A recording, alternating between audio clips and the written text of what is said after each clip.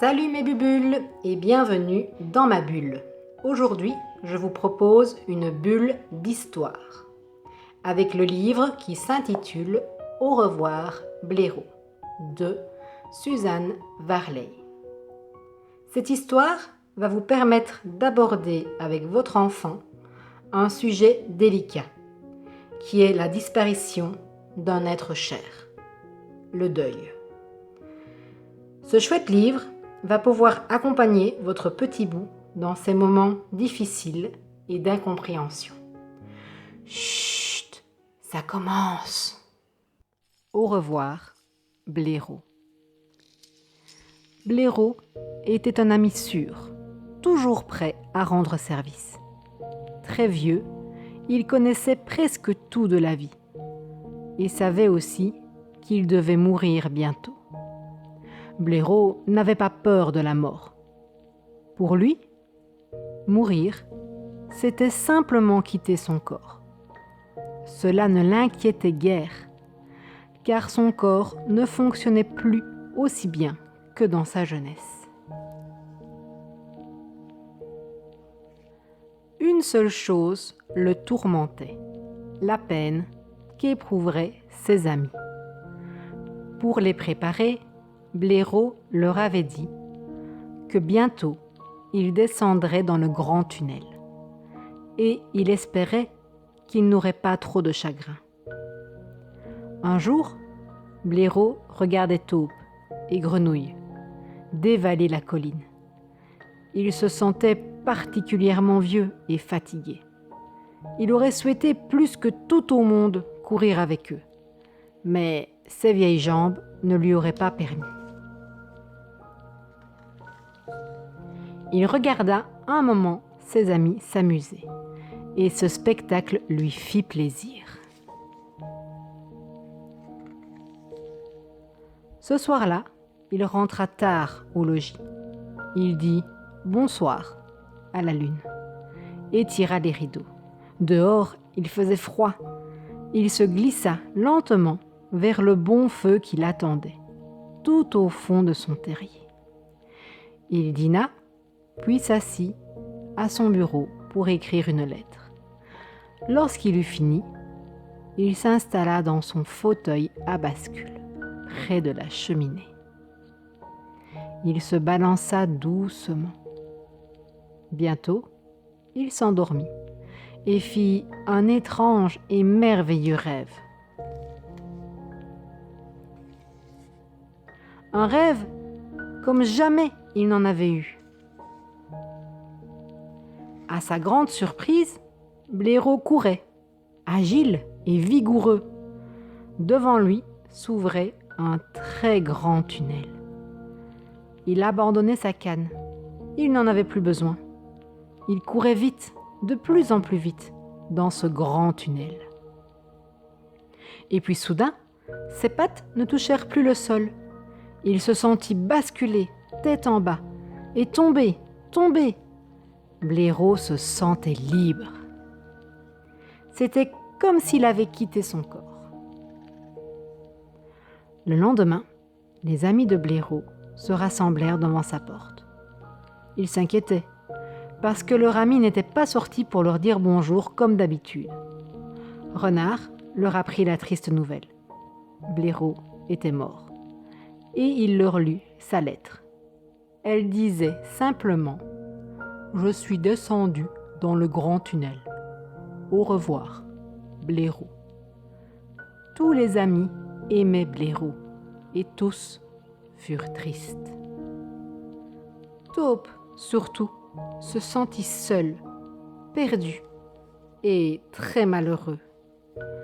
Toute la nuit, blotti sous ses couvertures, Taupe pensa à Blaireau. De grosses larmes roulaient sur ses joues de velours. Dehors, l'hiver avait commencé. Bientôt, une épaisse couche de neige recouvrit les terriers douillets où les animaux s'abritaient. La neige recouvrait toute la campagne. Mais les amis de Blaireau n'avaient pas oublié leur tristesse. Blaireau était toujours là quand on avait besoin de lui. Tous les animaux se demandaient que faire maintenant qu'il est parti. Blaireau leur avait demandé de ne pas être malheureux, mais c'était bien difficile. À l'approche du printemps, les animaux se réunirent souvent et parlèrent du temps où Blaireau vivait encore avec eux. Taupe savait faire de belles guirlandes en papier. Il raconta qu'un jour, Blaireau lui avait appris à découper des petites taupes dans du papier plié. Au début, les découpages ratés avaient jonché le sol. Taupe avait été tout joyeux lorsqu'il avait enfin réussi à découper une ribambelle entière.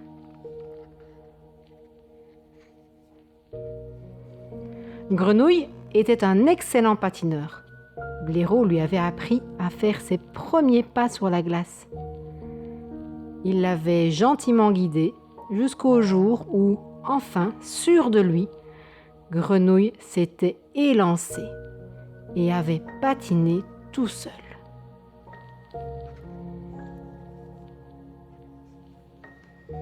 Lorsqu'il était renardeau, Renard n'arrivait jamais à bien nouer sa cravate. Blaireau lui avait montré comment s'y prendre. Tu tiens le large bout de la cravate, tu le passes par-dessus le petit bout, tu formes une boucle, tu rabats le large bout vers le devant, puis tu le glisses dans ta bouche. Tu serres le nœud et tu remontes vers le cou. Maintenant, Renard savait faire tous les nœuds possibles et même des nœuds de son invention. Et bien sûr, sa cravate était toujours impeccablement nouée. Blaireau avait donné à Madame Lapin la recette du pain d'épices. Il lui avait même appris à fabriquer des petits lapins. Madame Lapin, qui dans tout le pays avait la réputation d'être une excellente cuisinière, raconta sa première leçon de cuisine avec Blaireau. Il y avait bien longtemps de cela, et pourtant, elle sentait encore la savoureuse odeur du pain d'épices sorti du four. Chacun avait un souvenir particulier de Blaireau. À tous, il avait appris quelque chose qu'il faisait maintenant merveilleusement bien. Et par ces merveilleux cadeaux, Blaireau les avait rapprochés et unis.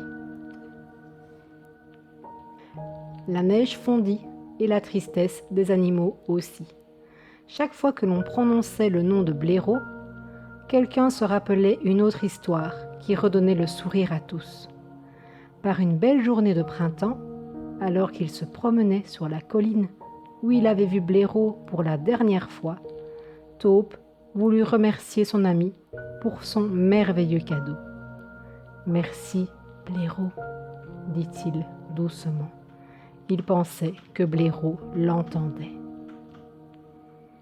Et, sans doute, Blaireau l'entendit. Et voilà, maintenant vous connaissez l'histoire de Au revoir Blaireau. J'espère qu'elle vous a plu. Si c'est le cas, vous pouvez toujours mettre un petit pouce bleu en bas de l'écran, vous abonner si vous voulez voir les différentes vidéos qui vont arriver. J'espère également et surtout qu'elle aura aidé votre petit bout à passer cette épreuve difficile qu'est le deuil. Voilà, je vous remercie d'avoir regardé et je vous dis à bientôt mes bubules. Ciao ciao!